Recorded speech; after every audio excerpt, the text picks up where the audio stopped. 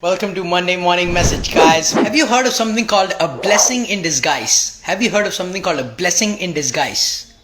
Yes, a blessing in disguise is when you first hear it, it doesn't seem like a blessing. It seems tough. But in the end, it turns out to be a big blessing for you. For example, you're in college, you decide to go for a class and that class is not available and you are pushed to take another class that you're not so interested in. You're pushed to take calligraphy, and then down the line, 5 years later, that class comes into use and you are able to master a product that you're about to create because of the class that you took, calligraphy. Somewhat similar to the Steve Jobs story, but you get what I mean. In the moment, it doesn't seem good, but in the long run, it turns out to be a great blessing. Like that, I have a concept called curse in disguise. Some things seem very good in the moment, they seem amazing in the moment, but in the long run, they turn out to be a curse. It's not good, it's not life positive in the way we want life to be. So a curse in disguise. A big curse in disguise that a lot of us seek, but is actually a curse in disguise, is this statement. This statement. Please take away all my problems.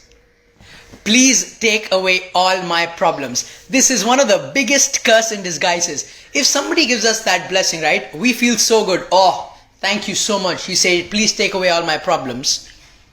But it's actually a big curse in disguise. Here is why. Here is why, guys. Let me ask you. Name one person in the world that you know. Name one person in the world that you know that has no problems in their life, or who has no problems in their life. Name one person. They shouldn't have a single problem. Can you name one such person?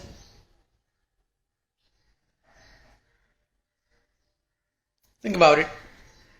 Well, I bet you can name many, and I bet also that all of them must be very politely, I'm saying, resting in peace. Yes, they must be resting in peace. The only people in the world that have no problems are the ones that are resting in peace. I am yet to come across, and I've asked so many people, they are yet to come across people who are living and have zero problems in life. In fact, if you look at people running big organizations who are successful and who have so much money, they have even bigger problems in life. They have a team to manage. They have so many things to manage. The only people who have no problems in life are people who are resting in peace. So when you are asking for no problems in life, when you're asking people, bless me with no problems in life, when you're sitting and praying to God, just give me no problems, God, you're essentially asking for death. That's a perspective. That's a perspective. So what should we ask for? If asking for no problems, if no problems means to rest in peace, to be no more life, what should we ask for? And here is the alternative I want to provide you. What we must be seeking is not no problems, but what we must be seeking is an evolved layer. It's a better level of problems. See, the essence of life is there will always be problems. But a better life also means better problems. A more evolved life also means more evolved problems. When you're working for yourself, you got a bunch of problems. But when you run a business, you have to make and adapt the problems of everybody else. When you run an organization, that is a more evolved and complicated level of problems. But also, a more evolved, complicated level of problems brings a more evolved possibility of life and to achieve something better. So, in essence, stop wishing for no problems in life, because a no problem life means also that we must be resting in peace. So if you want to evolve life, you got to ask for better problems. You see, somebody on the streets who is homeless, unfortunately homeless, they have a problem. They have a money problem.